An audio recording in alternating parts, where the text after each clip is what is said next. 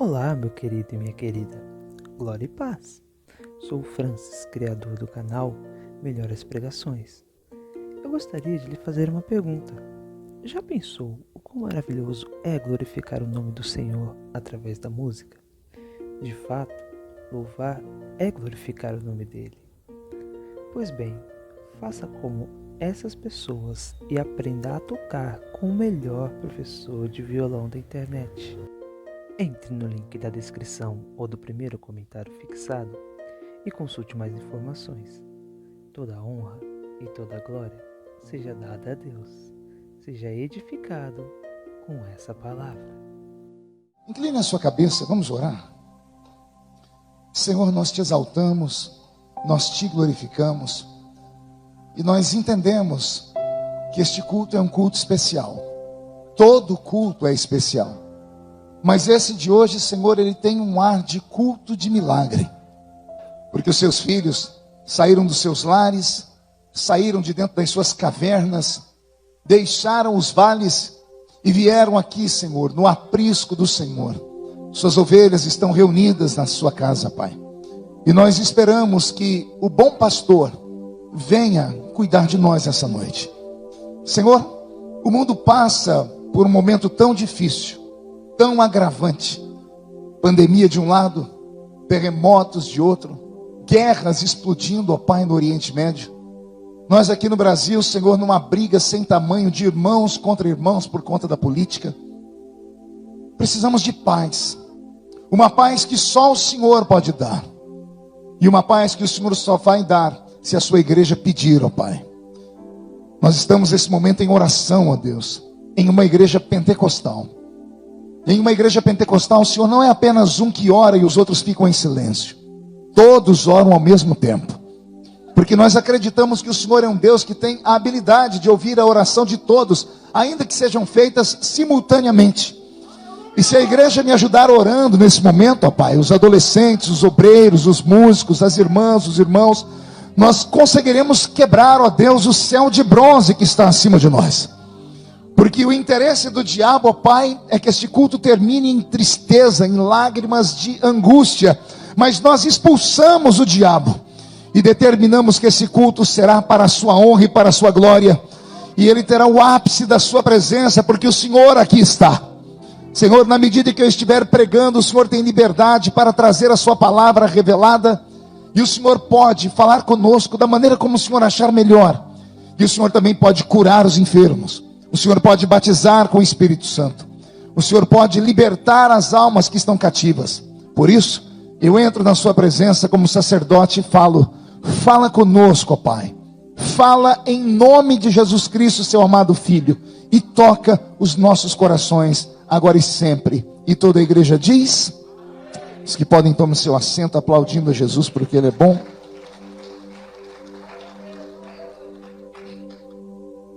Porque Ele é maravilhoso. Abra sua Bíblia comigo. No segundo livro do Velho Testamento. No livro do Êxodo. Êxodo capítulo de número 8.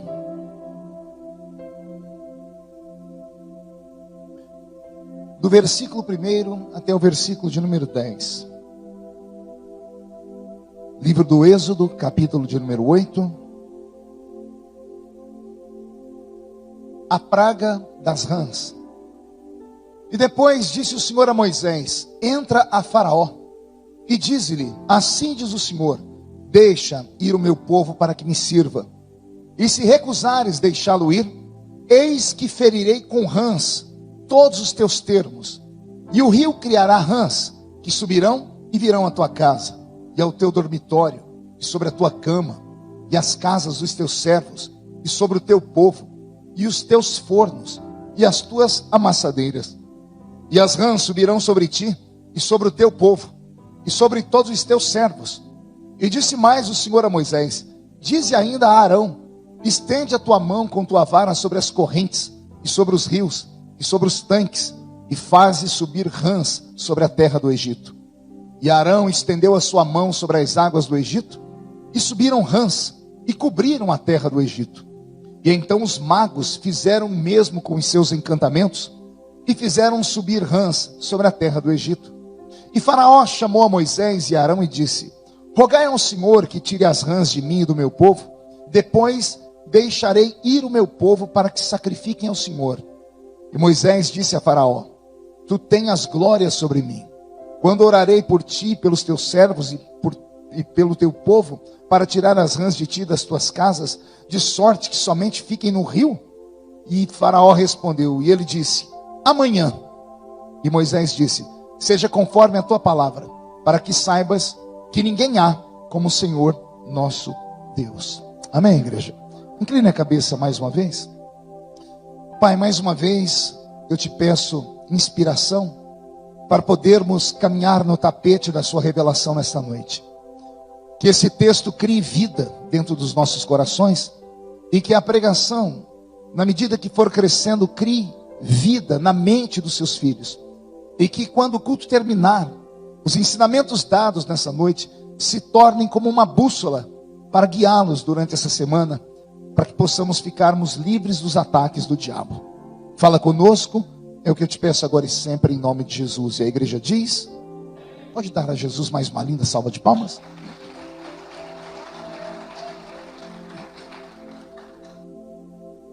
O texto que eu li nessa noite é conhecido de todos aqueles que já tiveram curiosidade de ler a Bíblia Sagrada alguma vez. Ele está inserido naquelas 10 pragas que Deus havia enviado sobre o Egito. As 10 pragas enviadas sobre Faraó e sobre o Egito tinham uma única finalidade: tocar, sensibilizar o coração de Faraó, para que ele libertasse o povo hebreu, que estava cativo naquela terra há centenas e centenas de anos. Lembrando que quando Israel entrou dentro daquela terra, Israel não entrou como escravo. Os judeus não entraram ali pelas janelas, não entraram na calada das madrugadas. Os judeus foram convidados a estar naquela terra. E quem convida, dá banquete. Todos devem se lembrar da história de José, aquele que as pessoas insistem em chamar de José do Egito, mas ele nunca foi do Egito.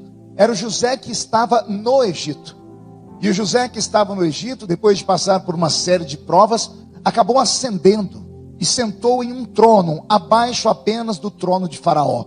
E como ele ajudou Faraó na administração de um momento de crise, daquele tempo em que a terra ficou debaixo de fome, Faraó enxergou em José um espírito excelente e deu a ele então condições de governar o Egito ao lado dele. Um dia José pediu a Faraó que deixasse a sua família entrar dentro do Egito. Todos conhecemos a história. A família de José tenta entrar ali de outra forma, porque achava que José estava morto. Mas quando José os reconhece, ele faz prova com eles, até trazer toda a sua casa para o Egito. E então, ao se revelar aquele quebrantamento, porque ele havia sido traído pelos seus irmãos, ele traz alegria ao coração do seu pai. E o final é José contando para Faraó que ele tinha uma família. E Faraó então convida a família de José para morar no Egito. Então repito o que disse no início: esse povo, o povo hebreu, não foi para o Egito como bandidos, não foram como escravos, entraram no Egito a convite de Faraó. E Faraó deu a eles a melhor porção da terra, e deu a eles também o melhor que a terra produzia naquele tempo. Quem entendeu até aqui, diga amém.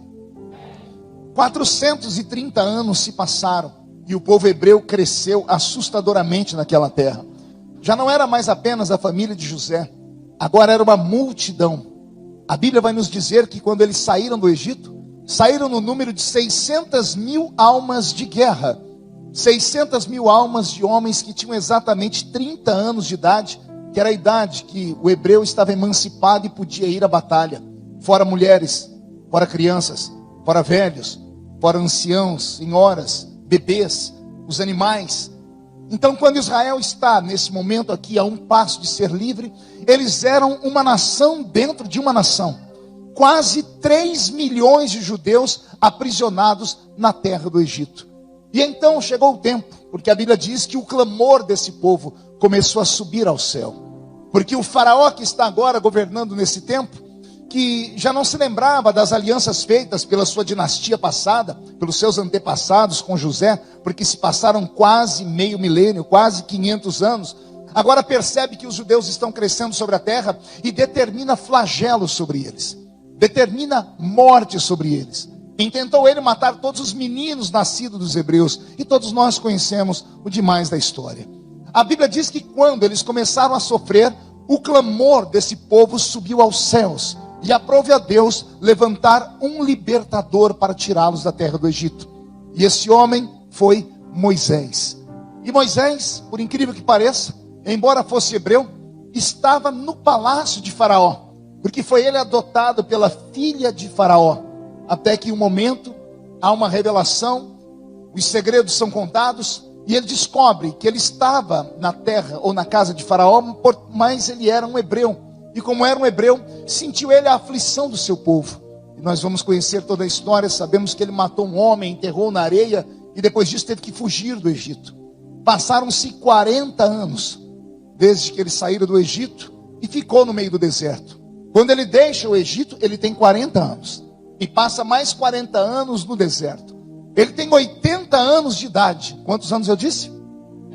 E no auge dos seus 80 anos de idade, é no alto do monte, quando ele olha uma sarça que ardia, mas não se consumia.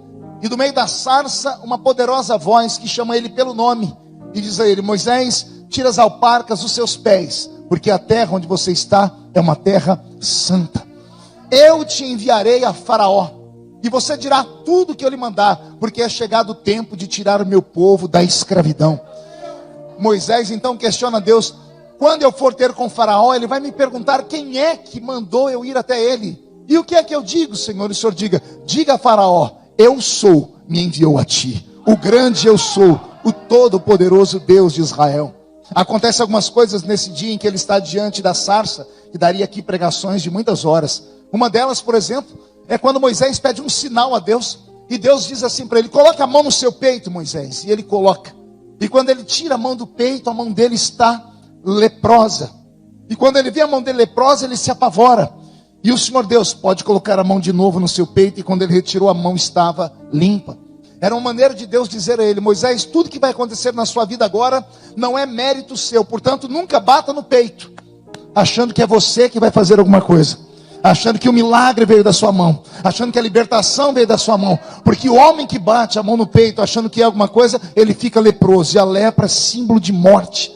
Então aconteceram vários fatos, e Moisés vai até Faraó, e como Faraó não deixa o povo ir, Moisés fala que virão pragas sobre aquele Egito, e a primeira grande praga vem, e ela transforma toda a água do Egito em sangue, e quando toda a água fica apodrecida, esse Faraó manda chamar Moisés para perguntar se aquilo veio do próprio Deus. E Moisés diz: sim, veio do próprio Deus. Mas se você deixar o povo ir embora, esta praga irá sair daqui. E então o Faraó faz um pacto com Moisés. Diz: então se as águas ficarem puras, eu deixo o povo ir. E as águas ficaram puras. Mas Faraó não deixou o povo ir embora. E aí vem a segunda praga, a praga que eu li aqui para vocês. A Bíblia Sagrada vai dizer que Moisés vai falar com Faraó de novo, logo após as águas terem sido purificadas e Faraó não deixar o povo ir. E Moisés diz: o Senhor manda dizer que ele vai fazer brotar rã nesta terra. E essas rãs serão em um número tão grande que haverá rã em todo o Egito. Haverá rã sobre a sua mesa, Faraó, sobre a sua cama. Haverá rã nos seus tanques, haverá rã nos seus rios, haverá rãs em todos os lugares.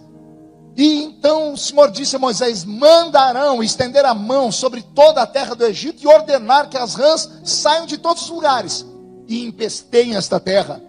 E quando isto aconteceu, o Senhor deu uma chance a Faraó. Moisés fala com ele, porque Faraó vai falar com Moisés dizendo assim: Moisés, ora ao teu Deus para que esta praga das rãs termine. E aí Moisés diz assim: seja a glória sobre ti. Mas veja só, você quer que Deus pare as rãs? Ele pode até fazer as rãs sumirem, mas você tem que soltar o povo dele. Solte o povo, que as rãs vão desaparecer. E a Bíblia diz aqui no versículo 10: e Faraó respondeu: amanhã. Diga comigo: amanhã. Mais uma vez, 1, 2, 3. Amanhã.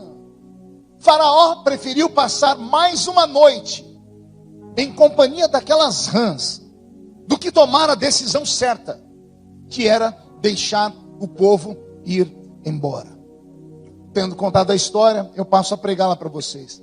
Eu coloquei um tema nesta pregação: mais uma noite com as rãs. Olha para o seu irmão e diga: mais uma noite com as rãs. Você gostaria de passar uma noite com rãs? Sim ou não? Tem gente que é corajoso aqui. Vou perguntar de novo, você gostaria de passar uma noite com as rãs?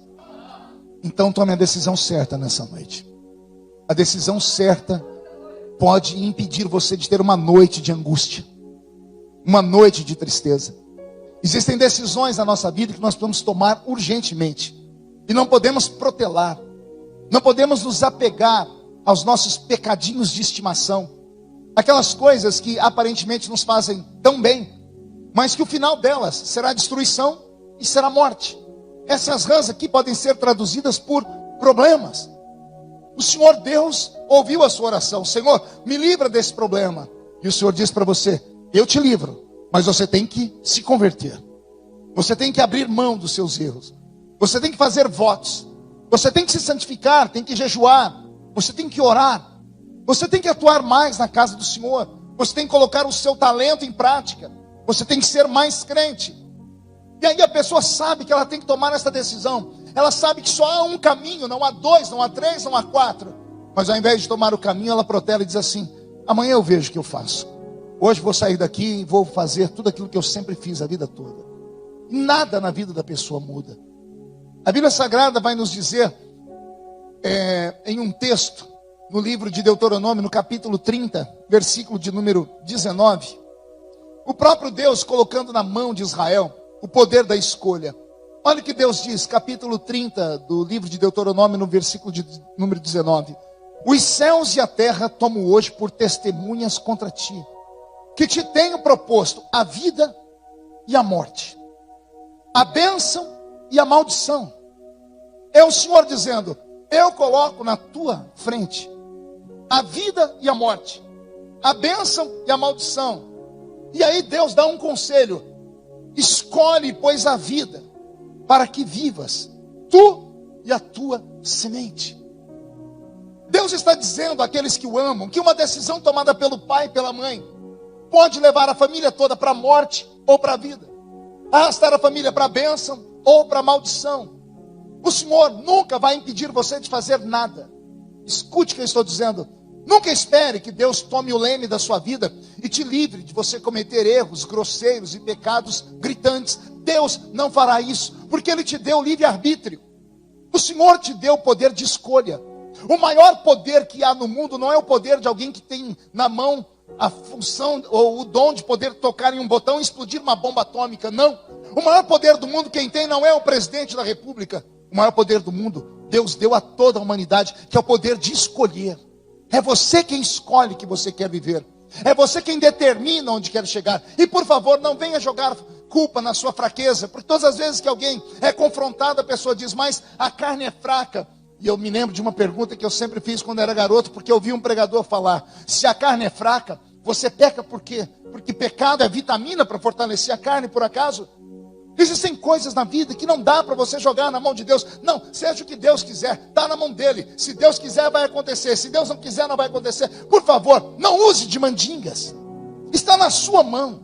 É você quem determina se você quer a bênção ou se você quer a maldição. Se você quer a vida ou se você quer a morte. Escute, o que você decidir, Deus vai acatar. Ainda que seja para a sua destruição, ainda que seja para a sua morte, ainda que seja para destruir a sua família inteira, Deus não irá interferir. Deus só interfere quando o homem ou a mulher permitem. Quando o homem ou a mulher dão a ele esse direito. Quando o homem ou a mulher diz assim, Senhor, entra aqui na minha vida e modifica a minha história para sempre. Eu deixo, o que o Senhor fizer está feito. Caso contrário, o Senhor Deus jamais fará. Porque Ele nos deu o dom. Passar uma noite com as rãs, passar uma noite com os problemas, é entre você e Deus. Aliás, eu estava aqui pensando sobre uma rã. A rã tem algumas características, né? Que é bem dela. Toda rã tem língua grande. Diga comigo, língua grande. Se você quer passar a vida toda sendo essa pessoa que usa a sua língua para destruir a sua vida e a vida das pessoas que estão ao seu redor, é um problema só seu. Pessoas que sabem que quando abre a boca destrói a vida de todo mundo. Pessoas que sabem que tudo que vê ao seu redor acontecer, ela não consegue sequer orar, ela tem que colocar para fora, ela tem que se meter na vida dos outros, ela se mete na vida da família, ela se mete na vida dos seus amigos de trabalho, ela usa a língua para contar, para fofocar, para futricar. Se você quer passar uma noite ao lado da rã, com esses problemas, é seu, mas o conselho para Deus é esse: corta a sua língua, dá um jeito de falar menos, dá um jeito de falar só quando te perguntarem. Aliás, vocês conhecem a regrinha sobre a verdade? Existem 3 tipos de verdade. Uma é aquela que você pode dizer a qualquer um, em qualquer momento. Segunda, tem verdade que você só deve dizer se alguém te perguntar. Terceira, tem verdade que nem se te perguntarem você deve dizer, porque ela pode provocar uma tragédia.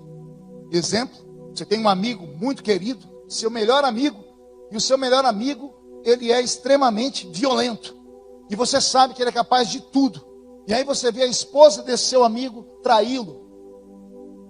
É verdade a traição, mas se você contar para ele, você sabe que ele vai sacar uma arma, ele vai pegar uma faca, ele vai cometer uma tragédia. Existem verdades que não devem ser ditas nem se perguntarem. Então, por favor, não use a sua língua, a não ser que seja extremamente necessário. A Bíblia Sagrada vai dizer que o homem que domina a sua língua, domina o seu corpo inteiro. Consegue entender isso? Foi um apóstolo que disse: o homem que domina a sua língua, domina o seu corpo inteiro. Você pode achar que estou falando demais, mas você conhece muita gente que inclusive já usou a língua para destruir parte da sua família, parte dos seus sonhos, parte do seu trabalho. Pessoas que não conseguem conviver apenas consigo. Sua língua é uma arma de morte. Eu me lembrei que algum tempo atrás, acho que o ano passado, eu contei aqui no púlpito da igreja, eu estava pregando lá na Bahia, e me contaram a história de um pastor lá dos idos da década de 1960, 70, quando os pastores iam até os sítios visitar os irmãos, e um pastor havia dito à irmã que ele ia ao sítio dela e ia almoçar com eles. E quando o pastor chegou lá no sítio da irmã, o diácono que foi ao lado dele abriu a porteira para entrar, e quando abriu a porteira, viu o netinho da irmã correndo atrás de uma galinha. E correndo atrás da galinha, falando: piu, piu, piu, vem aqui, galinha. E quando o diácono entrou dentro do carro, falou: pastor, a irmã convidou o senhor para almoçar e nem fez a galinha está viva ainda?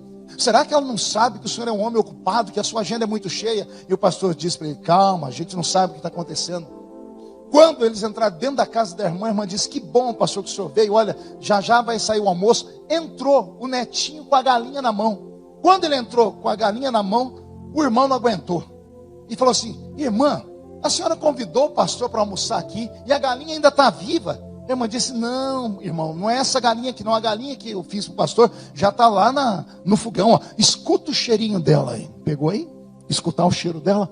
Era só escutar ela ser fritada, né? E aí o pastor olhou para ele e disse: está vendo? Fica quieto. Daqui a pouco a irmã olhou para o netinho e disse: traz a galinha aqui. Colocou a galinha no chão e abriu as 2 asas dela, e o netinho dela pisou sobre as asas dela para segurar. A irmã catou a galinha, levantou o bico dela e pegou uma tenaz, um ferro quente, e torrou o bico da galinha. Quando ela torrou o bico da galinha, o diácono miserável, que tinha a língua maior que era a minha gravata, gritou: ei, irmã, o Ibama pode prender a senhora por tortura aos animais. Quer matar a galinha, mata, mas para que fazer essa judiação com ela? Está queimando o bico dela, para quê? A irmã disse: não, querido, o bico dela é morto, ela nem sente nada.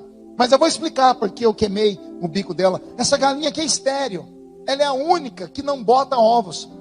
E todas as outras galinhas, quando botam ovos e nascem os pintinhos, parece que ela é revoltada, ela vai e bica a cabeça dos pintinhos e mata todos eles.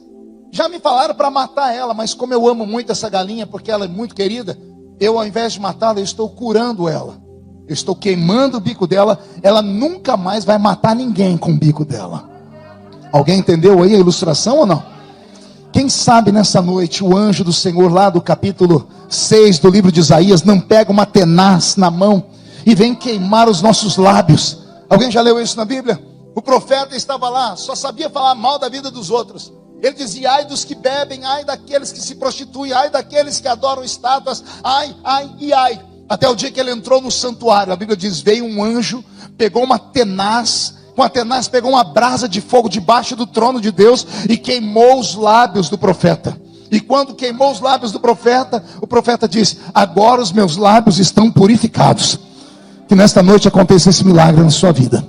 Que nesta noite o Senhor te livre desse mal, te livre dessa maledicência, te livre desse poder que há em você matar as pessoas usando a sua língua.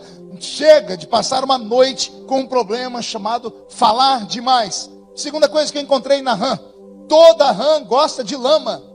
Gosta do que, igreja? E lama fala de sujeira. Se a sua vida é uma vida porca, é uma vida podre, se quando sai daqui você se transforma, se metamorfoseia, porque aqui dentro da igreja quem olha para você pensa que você é um anjo barroco, só falta uma auréola na cabeça e você passar o culto inteiro assim. Mas quando atravessa aquela porta, você se transforma em um suíno, em um porco e chafurda na lama. Se você vive uma vida desse jeito, você, além de ser um impedimento para si mesmo, é também um impedimento para a casa de oração. Porque o Espírito Santo, quando vem sobre nós, ele procura corações limpos para pousar. Mas quando ele encontra uma sujeira aqui, outra sujeira ali, outra lama ali, ou coisas assim, o Espírito Santo não consegue descer. Se você quer passar mais uma noite na lama, é problema seu. A sua vida nunca vai mudar. Mas o milagre do Senhor para você é esse: se sair da lama hoje, eu mudo a sua vida e faço cessar toda a praga sobre a sua casa. A decisão é sua. Diga comigo: a decisão é minha. Terceira característica da rã: a rã é um bichinho que parece que é, mas não é. Ela parece um sapo, mas não é um sapo. Mas eu não quero aqui entrar no mérito do sapo ou da rã. Eu só quero usar essa ilustração. A rã, portanto, ela é falsa, porque ela parece que é, mas não é. Se você quer passar uma vida de falsidade, passar mais uma noite com a falsidade, enganando a si mesmo, achando que tudo que você faz é por Deus aceito, achando que você pode esconder dos olhos do pastor, pode esconder dos olhos da sua esposa, do seu esposo, pode esconder dos olhos do seu patrão. Você pode até enganar todos os que estão aqui, mas é impossível enganar alguém que tem olhos como chama de fogo. A decisão é sua.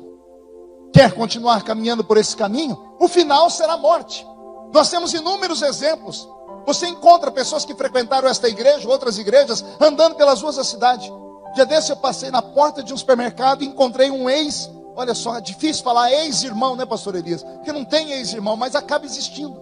A gente encontra pessoas que frequentavam a igreja, que cantavam conosco. A igreja inteira sabia que a pessoa tinha uma vida dupla. E todo mundo esperava que o pastor curasse a pessoa. E o pastor não pode curar ninguém. Se a palavra não limpa, não sou eu que vou limpar. E aí a pessoa sai um dia, vai chafurdar na lama, vai fazer as coisas que não deve. Sai daqui, vai para qualquer outro lugar e lá, diante dos ímpios, resolve mostrar a sua natureza escondida. E resolve tragar um cigarro, resolve se portar como um filho das trevas. Como é que essa pessoa vai ser livre? E aí depois entra na igreja como se nada tivesse acontecido. Pode acontecer uma vez, acontece duas, pastor Roseli. A igreja é longânima, esta igreja é longânima. Nós temos paciência, porque foi essa visão que Deus me deu. Eu não posso julgar você, não posso colocar um cabresto em você, não posso colocar uma coleira em você para guiar a sua vida como as igrejas antigamente faziam. Eu sou contra isso. Agora, se você está na casa do Senhor, se você gosta de ouvir a palavra, mas somente a parte do louvor, que a música te põe de pé, se você gosta de vir aqui somente para ouvir uma palavra que mexe, não, vai dar tudo certo na minha vida, deixa eu te contar uma coisa. Não basta entrar aqui dentro em busca dos seus direitos, se você não resolver travar uma guerra consigo mesmo e praticar os seus deveres. Não basta só pedir direitos, não basta dizer eu quero, se você não dá nada, não dá nada. Não existe, é uma troca. Você entra na casa do Senhor e adora Ele, mas não basta adorar só de voz, não basta adorar só com o seu dízimo, não basta adorar só com seus presentes. Tem um tempo na Bíblia Sagrada, no Velho Testamento, que Deus olhou para o povo e disse: pare de trazer sacrifício para mim, pare de trazer oferta, pare de cantar para mim, porque eu não aceito mais o seu louvor, eu não aceito mais a sua oferta, porque você me louva com a sua boca, mas o seu coração não é meu, a sua vida não é minha. E eu sei que uma palavra como essa pode parecer pesada, e ela é pesada, mas é uma palavra que cura. E os anjos de Deus estão caminhando aqui dentro, só sondando a sua vida. E é claro que isso aqui é só se servir em você, só se a carapuça te servir. Entendeu? Se a carapuça te servir, vista ela e se ajuste. Se ela não te servir, vai dando glória a Deus e diga, fala a Deus, porque a sua igreja ainda escuta. Porque nós precisamos levar uma vida mais séria. Chega de usar a sua língua para matar as pessoas. Chega de ficar chafurdado na lama e chega de ser uma pessoa falsa. Você não é só falsa consigo mesmo. Você é falsa com todos. E pior do que ser falso com todos, é você viver uma vida de engano a si mesmo. Não vale a pena viver assim. Porque mais cedo ou mais tarde a sua falsidade será descoberta. E quando for descoberta, o vexame vai ser muito grande. Então leve as coisas mais a sério. Amém, igreja? Quarta coisa que eu descobri que uma rã faz. Pergunte o quê? A rã canta. Vocês sabiam que a rã canta? A rã canta. Quase que o canto de uma sereia. Não é o coachar de um sapo. Ela cria melodia. Ou seja, esse espírito da rã é como se fosse uma pessoa dissimulada. Tem a língua doce. Tem palavras de encantamento. Vou dar um exemplo. Nós tivemos um membro dessa igreja aqui, que há muitos anos atrás ele tocava aqui na igreja, congregava conosco, era um doce de pessoas. De repente, da noite para o dia, nós acordamos com a notícia que ele tinha matado o pai e a mãe. Alguém entendeu o que eu falei ou não? A pessoa estava aqui, cantava, atraía todas as pessoas para perto dele. Uma pessoa dissimulada. Tem uma voz doce, mel, pastor Gabriel. Enganava todo mundo. Até que uma hora cometeu uma tragédia. Se você quer continuar assim, é uma escolha sua. Mas se nem você se aceita ser assim, se você sabe que você é um engano ambulante, ore a Deus nessa noite. E Deus vai dizer assim para você: muda de vida. Seja transparente. Seja verdadeiro. Porque do que adianta você agradar a todos e não agradar a Deus? Sexta coisa, ou quinta coisa que eu encontrei aqui na rã. A rã é escorregadia. A rã é o que, igreja? O que é uma pessoa escorregadia? É uma pessoa que não assume nada do que faz. Você vai sentar com a pessoa, ela tem uma desculpa para tudo na ponta da língua. Ela não tem a humildade de dizer assim, não, eu errei de verdade. Eu preciso mudar. Sempre tem uma desculpa. Quer passar uma noite sendo escorregadio de novo? Vai. Engane a si mesmo, engane as pessoas que estão ao seu redor, engane a sua família, engane o seu patrão, engane a sua cidade inteira. Mas você pode enganar por um tempo, mas você não pode enganar para sempre. A Bíblia diz que aquele que usa de engano não permanece na casa do Senhor. Amém, igreja? E para terminar, existem algumas espécies de rã, principalmente aqui no alto do Amazonas, que no couro dela, ela tem veneno. Alguém já viu reportagem sobre isso? Pessoas que o simples fato de você estar perto dela, ela te contamina. Andar ao lado dela te contamina. É uma pessoa tóxica. Se você conhece alguém desse jeito e você caminha ao lado dessa pessoa, deixa eu te dar um conselho: cai fora. Sai de perto. Aconselha, ora pela pessoa, mas não caminha com ela. Caminhe com pessoas mais crentes do que você. Caminhe ao lado de pessoas que são mais espirituais do que você. É claro que tudo isso aqui é só para quem é crente de verdade. Porque tem pessoas que vêm à igreja só para passear.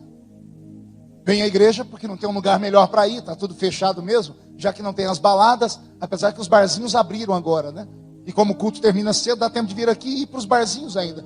Você pode até fazer isso, só que amigo, amiga, irmão, irmã, escute. Você está perdendo tempo. E não é hora de perder tempo. Jesus está voltando. Jesus está voltando. Eu tenho um amigo em Israel que me manda mensagem todo dia. Ele dizendo: pastor, ora por nós. Se nós pararmos de atacar os palestinos vão engolir a nossa nação. Estão atacando os judeus no meio da rua. Um amigo meu que mora na Europa, mandou uma mensagem para mim poucos minutos antes de eu chegar aqui, e mostrou um vídeo. Os palestinos nas ruas de Londres, nas ruas da Espanha, com os carros, gritando palavrões, dizendo morte aos judeus, vamos estuprar suas mulheres. Por que esse ódio contra a nação judaica? Curiosamente, a nação onde nasceu Jesus Cristo. O mundo está por um fio. O barril de pólvora está pronto. Já está aceso o pavio. E ele está indo, sendo queimado. E a igreja não se apercebe. Que você vem ao culto, vem aos cultos, ouve a palavra, ouve tudo que é pregado, e a sua vida não muda nunca. Ah, pastor, quem tinha que ouvir não está aqui. Deus não manda recado para quem não está presente. Deus não é garoto de recado. Para aqueles lá, Deus já tratou de outra forma. Deus está falando com você aqui nessa noite. Deus está cobrando um posicionamento da nossa igreja. As pessoas não podem usar ou confundir liberdade com libertinagem. As pessoas não podem confundir uma igreja livre com qualquer tipo de igreja. Se nós não tivermos responsabilidade, quem é que vai ter? Aí depois perguntamos por que a igreja não enche. Não enche porque os crentes dão mau testemunho na rua. Não enche porque os crentes, ao invés de virem para o culto, ao invés de levarem uma vida séria, uma vida santa, ao invés de evangelizarem e pregar o evangelho, cuidam só dos seus próprios narizes. Aproveitam a sua vida a todo vapor. Vivem uma vida louca.